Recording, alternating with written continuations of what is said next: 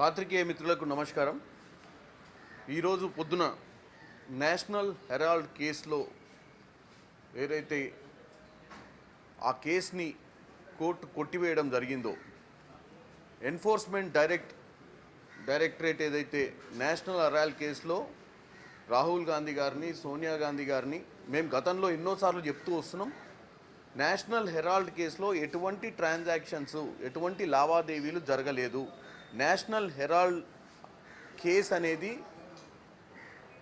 కుట్రపూరితంగా కక్ష సాధింపుతో కోసమే బీజేపీ గాంధీ కుటుంబాన్ని భారతదేశ ప్రజల ముందు దోషులుగా వాళ్ళ మనసులో ఒక దురాలోచన కలిగించాలి, ప్రజలకు తప్పుతో పట్టాలన్న ఆలోచనతోటే బీజేపీ ఈడీ అనే ఒక వ్యవస్థను, ఎందుకంటే గతంలో ఎన్నోసార్లు చెప్పినాం, ఎన్ఫోర్స్మెంట్ డైరెక్టరేట్ కానీ, సిబిఐ కానీ, ఎలక్షన్ కమిషన్ కానీ ఈరోజు వాళ్ళ సొంత ఆర్గనైజేషన్లో ఉన్నటువంటి కార్యకర్తల్లాగా వాడుకుంటారు. ఎందుకంటే మొన్నటిదాకా మీరు ఎస్ఐఆర్ చూసిర్రు.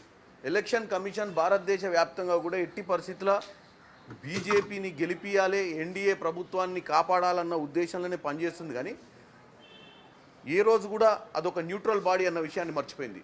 అంతకుముందు ఎన్ఫోర్స్మెంట్ డైరెక్టరేట్ తోటి చాలామంది పొలిటికల్ పార్టీస్ని, భారతదేశంలో చాలామంది పొలిటికల్ లీడర్లను, అన్ని పొలిటికల్ పార్టీలు ఎక్కడెక్కడైతే స్ట్రాంగ్ ఉండేనో అటు పోతే వెస్ట్ బెంగాల్లోనో, తమిళనాడులో, ఇంకా ఉన్నటువంటి తెలంగాణలో ఎక్కడ పడితే అక్కడ గతంలో కూడా మీరు చూసిరు, ఇప్పుడు కూడా చూస్తున్నారు. ఎక్కడైతే అధికారంలో స్ట్రాంగ్ లీడర్షిప్ ఎమర్జ్ అయిద్దో అక్కడ వీలైతే అక్కడ వాళ్ళని నిర్వీర్యం చేయడానికి ఈ సంస్థలన్నింటినీ వాడుతారు. ఏ సంస్థలు? CBI, ED, election commission.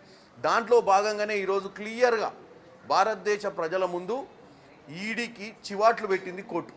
ఈ కేసు, నేషనల్ హెరాల్డ్ కేసులో ఎటువంటి ట్రాన్సాక్షన్ జరగలేదు, ఎటువంటి లావాదేవీలు జరగలేదు, ఎటువంటి ప్రాపర్టీ మూవబుల్ కానీ ఇమ్మూవబుల్ అసెట్స్ కానీ ట్రాన్స్ఫర్ కాలేదు.